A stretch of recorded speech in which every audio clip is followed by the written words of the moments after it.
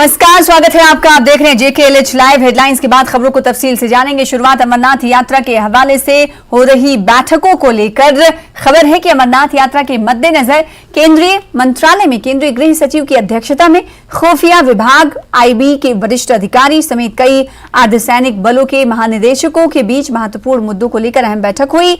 अमरनाथ यात्रा 1 जुलाई से शुरू होने जा रही है। यात्रा के मद्देनजर पूरे जम्मू कश्मीर में सिक्योरिटी के सख्त बंदोबस्त किए गए हैं। यात्रा निकले छे। अमरनाथ यात्रा के मद्देनजर केंद्रीय गृह मंत्रालय में चल रही महत्वपूर्ण बैठक तकरीबन 1.5 घंटे के बाद समाप्त हो गई। जो बैठक तकरीबन 12:30 बजे समाप्त हुई, जो 11 बजे बैठक प्रारंभ हुई थी। केंद्रीय गृह सचिव की अध्यक्षता में यह बैठक हो रही थी और इस बैठक में अर्धसैनिक बलों के DG, इसके साथ ही केंद्रीय खुफिया एजेंसी IB से जुड़े हुए कई वरिष्ठ अधिकारी वो शामिल हुए। और हालांकि इससे पहले जो बैठक हुई थी उस बैठक में कई तरह के फैसले लिए गए थे। उन तमाम फैसलों पर अंतिम मुहर लगाया गया। इस वक्त मैं आपको बताना चाहेंगे केंद्रीय गृह मंत्रालय में जिस तरह से कई अधिकारी अभी भी मौके पर मौजूद हैं और जिस तरह से बाकायदा इस मामले पर जम्मू कश्मीर के अंदर में किस तरह से सुरक्षा व्यवस्था हो और उन तमाम सुरक्षा व्यवस्था के साथ साथ किस तरह से जो अमरनाथ यात्रा के दौरान जो तमाम श्रद्धालु आएंगे किस तरह से उनके लिए तमाम सुविधाओं को वहां पर मुहैया कराना है, इन तमाम मसलों पर चर्चा हुई। हालांकि जो पिछली बैठक की अध्यक्षता केंद्रीय गृह मंत्री कर रहे थे और उस वक्त उस बैठक में जम्मू कश्मीर के उपराज्यपाल मनोज सिन्हा भी उसमें शामिल हुए थे और जिस तरह से बाकायदा उन तमाम मसलों पर चर्चा हुई थी, कई प्रेजेंटेशन दिए गए थे। आज उन तमाम मसलों पर अंतिम मुहर लग चुका है। 1 जुलाई से यह यात्रा प्रारंभ होगी जो 62 दिनों तक चलेगी, यानी कि 31 अगस्त तक ये अमरनाथ यात्रा चलेगी और इस यात्रा के दौरान ये कोशिश की जाएगी कि ये यात्रा बेहतर तरीके से हो। जम्मू कश्मीर के अंदर में कहीं से भी कानून व्यवस्था या आतंकी गतिविधियां वहां पर ना हो सके, किसी भी श्रद्धालु को किसी भी तरह की दिक्कत ना हो, लिहाजा इन तमाम मसलों को लेकर यह महत्वपूर्ण बैठक की गई। वीडियो जर्नलिस्ट रविंदर के साथ शंकर आनंद, न्यूज़ 18, गृह मंत्रालय, दिल्ली। तो 1 जुलाई से अमरनाथ यात्रा की शुरुआत हो रही है। यात्रा को लेकर तमाम तैयारियां पूरी कर ली गई हैं। यात्रा के लिए कड़ी सुरक्षा व्यवस्था की गई है। यात्री निवास के आसपास के इलाके को CRPF द्वारा सैनिटाइज किया गया है। CRPF के जवान यहां पर तैनात किए गए हैं और मेटल डिटेक्टर भी लगाए गए हैं। क्या कुछ रिपोर्ट है, आइए आपको दिखाते हैं। यात्रा निवास जो यहाँ भगवती नगर में है, यहाँ पे सुरक्षा के पुख्ता इंतजाम किए जा रहे हैं। जैसा आप देख रहे हैं कि यहाँ CRPF बड़ी मुस्तैदी के साथ, आला आलात के साथ, जो हाईटेक उनके पास इक्विपमेंट्स है, यहाँ पे उससे फ्रिस्किंग की जा रही है कि ये सुनिश्चित किया जाए कि कोई ऐसी चीज़ यहाँ पे ना हो जिससे यात्रा पे कोई असर हो। ये भी जैसा आप जानते हैं कि अमित शाह जो यहाँ होम मिनिस्टर आए थे और उस सिलसिले में भी उन्होंने सिक्योरिटी को लेकर यहाँ पे मीटिंग की थी। राजनाथ सिंह जो डिफेंस मिनिस्टर हैं, उन्होंने भी इस सिलसिले में यहाँ पे मीटिंग की थी अमरनाथ यात्रा की सिक्योरिटी को लेके। और अब यहाँ पे माना जाए तो ये बिल्कुल अच्छे तरीके से सुनिश्चित किया जा रहा है कि कोई हर लिहाज से सिक्योरिटी का बंदोबस्त किया जा रहा है और ये माना जा रहा है कि आगे इस ये जो परिसर है यात्रा का, यात्रा निवास भगवती नगर, इसको ड्रोन और दीगर कई ऐसे आलात के साथ भी यहाँ पे इस पे नज़र रखी जाएगी। कैमरामैन आशु के साथ में राजेंद्र तिक्कू, न्यूज़ 18, जम्मू। श्री अमरनाथ यात्रा 1 जुलाई से शुरू हो रही है। यात्री निवास जम्मू से पहला जत्था 30 जून को सुबह पवित्र गुफा के लिए रवाना होगा। देश के विभिन्न हिस्सों से यात्री कल से जम्मू पहुंचना शुरू हो जाएंगे। हालांकि बड़ी संख्या में साधु पहले ही जम्मू पहुंच चुके हैं। तस्वीरों में आप देख सकते हैं, ये बेस कैंप की तस्वीरें हैं जहां पर लोग पहुंचे हुए हैं। खासकर साधु संत पहुंच चुके हैं। देश के विभिन्न हिस्सों से आए ये साधु वर्तमान में पुरानी मंडी के राम मंदिर, परेड के गीता भवन, पीरखो मंदिर और जम्मू के कई अन्य धर्मशालाओं में रह रहे हैं। ये साधु स्थानीय प्रशासन द्वारा उनके लिए की गई व्यवस्था से काफी संतुष्ट नजर आ रहे हैं। उनका कहना है कि वो श्री अमरनाथ यात्रा की शुरुआत को लेकर बहुत उत्सुक हैं और यात्रा के पहले जत्थे का हिस्सा बनना चाहते हैं। उनका ये भी कहना है कि वो सभी के लिए शांति और समृद्धि के लिए प्रार्थना करेंगे।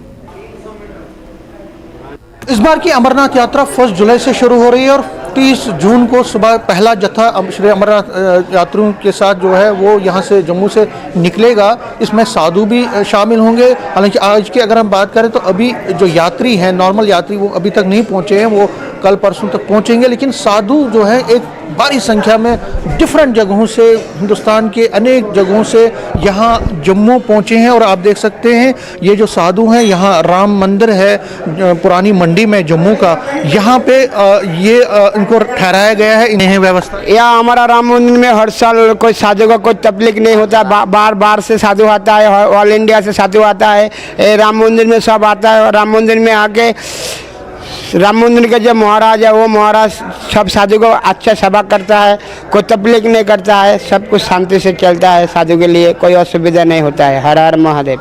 अच्छा, ये उड़ीसा से आए थे साधु जी, और अब एक और साधु, आप कहाँ से सर? आपका नाम?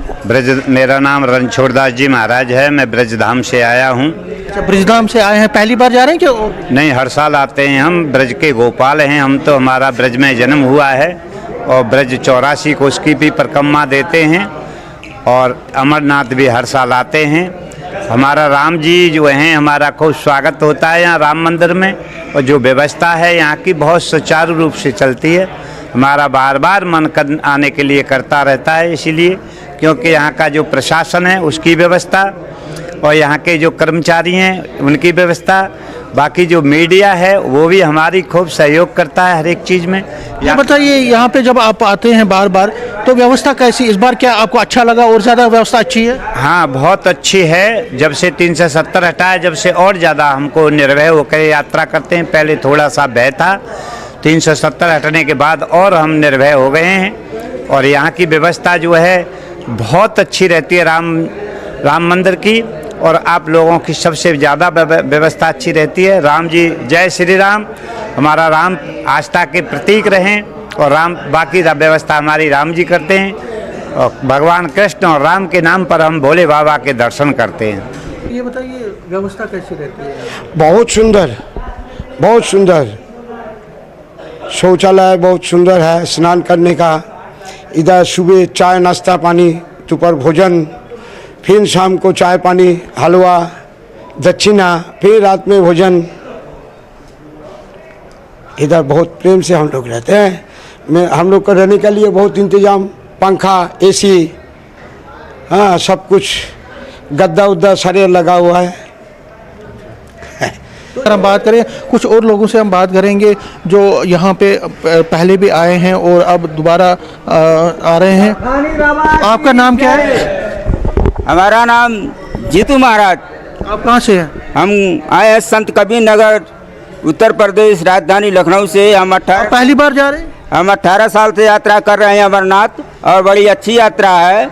और ऐसा यात्रा हमने 2 बार चाइना कैलाश मानसरोवर की भी यात्रा किया है, बहुत अच्छी यात्रा है। और ऐसी यात्रा हमको पूरे भारत में भ्रमण कर लिए हैं। हमको यात्रा में 2 ही जगह लगता है, एक अमरनाथ, एक कैलाश मानसरोवर। पूरा पश्चिम, उत्तर, दक्षिण, जब शीत गर्म जब ठंडा। और आपका बहुत बहुत पत्रकार। आप कब पहुँचे यहाँ पे? हमको हो गए आज 15 दिन पहुँचने में यहाँ पे, और ट्रेन में आए हैं। और भोले बाबा से प्रार्थना किया जाता, आशीर्वाद मांगता हूँ जल्द जल्द से अमरनाथ यात्रा दर्शन कराएं और आशीर्वाद लें। व्यवस्था कैसी है यहाँ? व्यवस्था यहाँ रहने पीने की, खाने पीने की, रहने की बहुत अच्छी व्यवस्था है। हर चीज़ का व्यवस्था है, चाय पानी नाश्ता, शौचालय वौचालय, हर एक चीज़ का व्यवस्था, रहने पीने खाने का कोई टेंशन की बीमारी नहीं है यहाँ, बहुत अच्छा व्यवस्था है। तो ये लखनऊ से आए हैं, और कुछ और साधु जो डिफरेंट जगहों से यहाँ पे आए हैं, उनसे हम ये बात करने की कोशिश करेंगे और पूछेंगे कि क्या व्यवस्था है यहाँ पे और कैसा लग रहा है इनको। सर, आप अपना नाम बताएं। लोकपाल सिंह। आप कहाँ से आए हैं? उत्तराखंड, रुद्रपुर। आप पहली बार अमरनाथ यात्रा की आपने की? पहली बार जा रहे हैं। तो कब पहुँचे हैं यहाँ पे? हम आए आज सुबह।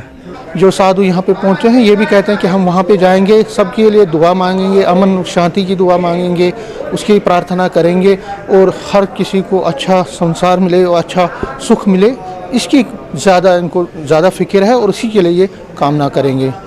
कैमरामैन साहिबा के साथ में समीर भट्ट, न्यूज़ 18 जम्मू। आगे बढ़ेंगे। हावड़ा कुलगाम इलाके में सुरक्षा बलों और आतंकवादियों के बीच एक संक्षिप्त मुठभेड़ में एक स्थानीय आतंकवादी मारा गया है। इस संक्षिप्त मुठभेड़ में एक पुलिसकर्मी भी घायल हो गया है। जानकारी के मुताबिक सुरक्षा बलों को इलाके में आतंकियों के छिपे होने की पक्की सूचना मिली थी। इसके बाद सुरक्षा बलों ने यहां ऑपरेशन शुरू कर दिया। इसी बीच यहां मुठभेड़ शुरू हो गई। जम्मू कश्मीर पुलिस के ट्वीट के मुताबिक एक स्थानीय आतंकी मारा गया है। झड़प में एक पुलिसकर्मी भी घायल हुआ है।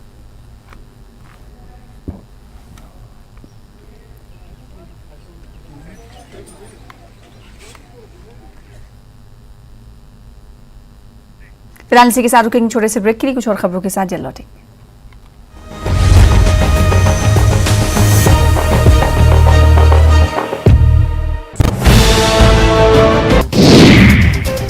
लद्दाख में यूटी इमरजेंसी ऑपरेशन सेंटर का इफ्तिताह। एलजी डॉक्टर बीडी मिश्रा के हाथों शुरुआत। Disaster management, rehabilitation and reconstruction department की कारगुजारी की जमकर सताइश। मेंढर के दूर दराज इलाके नाड़ में सैलाबी रेले में फंसे एक शख्स को मकामी लोगों ने बचा लिया। लोगों के मुताबिक मेंढर के कई इलाकों में भारी बारिश हुई, जिसके वजह से नदी नालों में पानी का बहाव भी तेज हुआ। पानी के तेज बहाव में फंसा शख्स काफी देर तक एक पत्थर पर खड़ा रहा, बाद में उसे बचाया गया। पेट सफा आयुर्वेदिक चूर्ण, पेट सफा तो हर रोग दफा।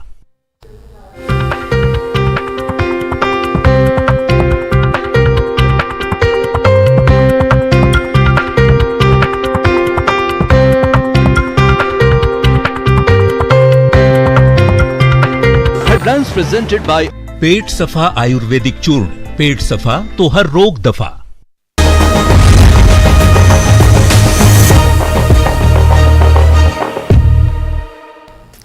भारतीय जनता युवा मोर्चा के राष्ट्रीय अध्यक्ष तेजस्वी सूर्या जम्मू दौरे पर हैं। अपने दौरे के दौरान वो कई कार्यक्रमों में शामिल हुए। मीडिया से बातचीत करते हुए तेजस्वी सूर्या ने कई मुद्दों पर अपने ख्यालात का इजहार किया। उन्होंने कहा कि प्रधानमंत्री मोदी के नेतृत्व में जम्मू कश्मीर के हालात बदले हैं। इन 9 वर्षों के दौरान जम्मू कश्मीर में रिकॉर्ड विकास हुआ है। तेजस्वी सूर्या जम्मू कश्मीर के दौरे पर हैं। जम्मू कश्मीर में 2 एम्स स्थापित किए गए हैं। उन्होंने इस बात को दोहराया। साथ ही उन्होंने कहा कि जम्मू एकमात्र शहर है जहां IIM, IIT और एम्स स्थापित किए गए हैं। उन्होंने कहा कि अगला साल बेहद अहम है क्योंकि आम चुनाव होने वाले हैं। प्रधानमंत्री नरेंद्र मोदी इन चुनावों को पूर्ण बहुमत से जीतकर हैट्रिक बनाएंगे। तेजस्वी सूर्या ने विपक्षी दलों पर भी इस मौके पर निशाना साधा। That a country as diverse as India needs a uniform civil law to protect the rights of its citizens, irrespective of the religion, language and regional boundaries. This is the mandate of the Constitution. Unfortunately, in this country, certain vested interest forces have always tried to provoke the people against this constitutional mandate, and it is a matter of great dismay that even mainstream political parties like the Congress party and many other parties in the opposition have historically opposed the Uniform Civil Code, which is a constitutional mandate. It is only making it abundantly clear that they have always been anti-constitutional, they have always been disrespecting of the constitution in letter and spirit. Pakistan is a failed state. The world recognizes Pakistan as a failed terror state. The world, including countries which earlier were in support of Pakistan, after having realized its true intentions, recognizes it as a terror factory of the world. And a state which is hopping from one country to another with a begging bowl in its hand, unable to even take care of the salaries of its government employees, should not be and cannot be compared to a vibrant, emerging, prosperous democracy like India. we welcome the fact that the United States has unequivocally condemned Pakistan's pro-terror stance and has categorically instructed the Pakistani authorities to dismantle all terror organizations in the state. Patna में हुई बैठक एक opposition के कोalition से ज्यादा बेरोजगारी political परिवारों के एक सम्मेलन थे और पूरे देश आज मोदी जी के नेतृत्व में ऐसे परिवारवादी पॉलिटिक्स को रिजेक्ट कर चुके हैं और मैं मानता हूं कि इन सभी परिवारवादी पार्टियों को आने वाले लोकसभा चुनाव में भी देश की जनता और मजबूती के साथ रिजेक्ट करेंगे। खबर पुंछ जिले से है, जहां आज सुबह मंडी तहसील के दूरदराज के गांव दुन्नू ग्राम में एक भालू के हमले में ग्रामीण महिला गंभीर रूप से घायल हो गई, जिसे तकरीबन 10 किलोमीटर पैदल कंधों पर उठाकर सड़क तक लाया गया, जहां से उसे उप जिला अस्पताल मंडी पहुंचाया गया। घायल महिला की पहचान 65 वर्षीय मजीदा बेगम के तौर पर हुई है। क्षेत्र में बार बार होने वाले भालू के हमले से घायल परेशान हैं तमाम लोग और घायल महिला के परिजनों ने वाइल्ड लाइफ विभाग के प्रति भारी गुस्सा व्यक्त किया। रीच ने अटैक किया है सुबह 7:30 के बजे के करीब तो एक मवेशी उधर एक औरत घास काट रही थी थोड़ा दूर माल मवेशी के लिए। गरीब लोग हैं हम, उधर कोई रोड नहीं है कोई कुछ नहीं, हम गरीब लोग हैं, माल मवेशियों का करते हैं। तो उधर अटैक हुआ है कि बालू उधर आया था, अचानक से वो निकला तो ये घर से 10 मिनट दूर से घास कटाई के लिए, तो बच्चों ने शोर थोड़ा उठाया तो तब इसकी वजह से ये बच गई। और अगर वो कोई डॉग आया हुआ था उधर सर उसकी वजह से ये बच गई, नहीं तो वो नहीं आया होता तो ये मर जाती है। हमारे पास एक बेयर अटैक की लेडी आई है, ओल्ड लेडी है, 60 ईयर ओल्ड फीमेल, मजीदा बेगम इनका नाम है, तो दुन्नू गांव की रहने वाली है। पहले इनको मंडी हॉस्पिटल में अटेंड किया गया, वहाँ से रेफर होके ये इस टाइम यहाँ पे डिस्ट्रिक्ट हॉस्पिटल पहुँच गए। अभी क्या कंडीशन है?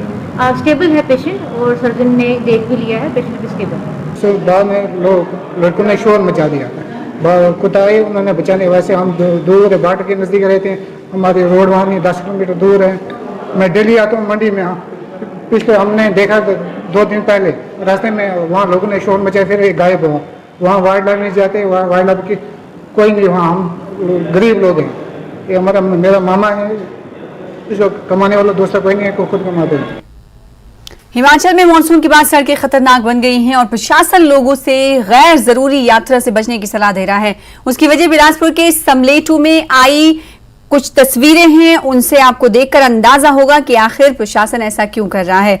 तस्वीरों में आप देख सकते हैं राष्ट्रीय राजमार्ग चंडीगढ़ मनाली 4 लेन की ये तस्वीरें हैं, जिसमें आप देख सकते हैं कि बड़ी मशक्कत के बाद इस रास्ते को पहले तो खोला गया, लेकिन सड़क पर पत्थर गिरने का खतरा लगातार बरकरार है। वीडियो 26 जून का बताया जा रहा है। देखिए किस तरह पत्थर पहाड़ी से गिर रहा है। गनीमत ये रही कि इन पत्थरों की चपेट में कोई नहीं आया।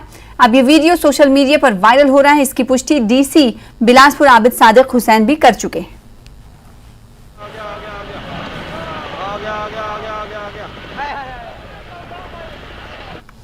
केंद्र सरकार के एक फैसले ने जम्मू कश्मीर, हिमाचल प्रदेश और उत्तराखंड के सेब बागबानों की चिंता बढ़ा दी है। दरअसल केंद्र ने वॉशिंगटन सेब पर आयात शुल्क कम करने का फैसला किया है, जिससे भारतीय सेब को कड़ी चुनौती मिलेगी और बागबानों को नुकसान झेलना पड़ सकता है। इस फैसले का सेब उत्पादक संघों के साथ साथ हिमाचल सरकार ने भी विरोध किया है और इस फैसले के खिलाफ सुक्खू सरकार मोदी सरकार को जल्द एक चिट्ठी भी लिखेगी। मुख्यमंत्री के प्रधान मीडिया सलाहकार नरेश चौहान ने बताया है कि सुक्खू सरकार विदेशों से आने वाले सेब पर आयात शुल्क 100% करने की मांग करेगी। आपको बता दें कि साल 2018 में अमेरिका ने जब स्टील और एल्यूमिनियम पर आयात शुल्क बढ़ाया, तो बदले में भारत सरकार ने अमेरिका सेब समेत 28 वस्तुओं पर 20% रिटेलिएटरी टैरिफ लगाया, जिससे अमेरिकी सेब पर आयात शुल्क 50 से बढ़कर 70% हो गया। अब प्रधानमंत्री मोदी के अमेरिका दौरे के बाद सरकार ने रिटेलिएटरी टैरिफ को वापस लेने का फैसला लिया है, जिसकी नई दरें 3 महीनों के भीतर लागू होंगी।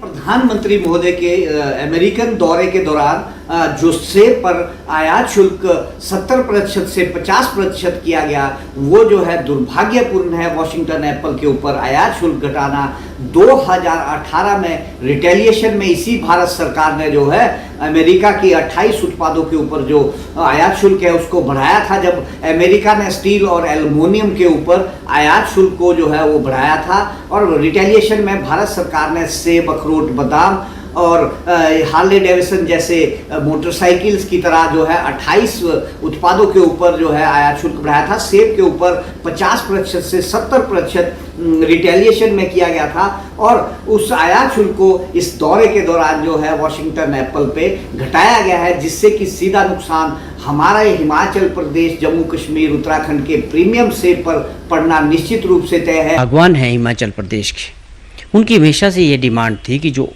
ड्यूटी है वो बढ़नी चाहिए। हमारी क्या डिमांड थी कि हम 100% के लिए लड़ाई लड़ रहे थे कि 70 के बजाय 100 होना चाहिए था। अब आज नरेंद्र मोदी जी जब 2014 में भी हिमाचल प्रदेश में आए तो उन्होंने कहा कि मेरा बड़ा विशेष नाता हिमाचल प्रदेश के लोगों से है, और सोलन में रैली की और ये कमिटमेंट की थी कि मैं सेब बागवानों के लिए ये जो ड्यूटी है ये बढ़ाऊँगा। लेकिन आज 9 साल से ऊपर का समय हो चुका है, तो आज जिस प्रकार का फैसला भी किया है वॉशिंगटन एप्पल को लेके, माननीय प्रधानमंत्री जी अमेरिका के दौरे पे हैं और उस वक़्त ये फैसला लेना कि 20% ड्यूटी उल्टी जो है 70 से 50 कर देगी, और लड़ाई क्या लड़ रहे हैं लोग, प्रदेश के जो बागवान हैं वो 100% की लड़ाई लड़ रहे थे कि हमारा जो है आप इंपोर्ट ड्यूटी अगर बढ़ाएंगे तब जाके जो है हिमाचल का या जम्मू कश्मीर का जो सेब है वो मार्केट में कम्पीट कर पाएगा। क्रिकेट वर्ल्ड कप के शेड्यूल की घोषणा कर दी गई है। आईसीसी ने घोषणा की है, पहला मैच 5 अक्टूबर को न्यूजीलैंड और इंग्लैंड के बीच होगा। मेजबान भारत का पहला मुकाबला ऑस्ट्रेलिया से 8 अक्टूबर को चेन्नई में होगा, जबकि भारत और पाकिस्तान के बीच मैच 15 अक्टूबर को अहमदाबाद में खेला जाएगा। धर्मशाला में 5 मैच खेले जाएंगे। वर्ल्ड कप के दौरान 10 टीमें राउंड रॉबिन लीग में एक दूसरे से भिड़ने वाली हैं, जिसमें 45 मुकाबले होंगे। पहला सेमीफाइनल 15 नवंबर को मुंबई के वानखेड़े स्टेडियम और दूसरा सेमीफाइनल 16 नवंबर को कोलकाता के ईडन गार्डन में खेला जाएगा।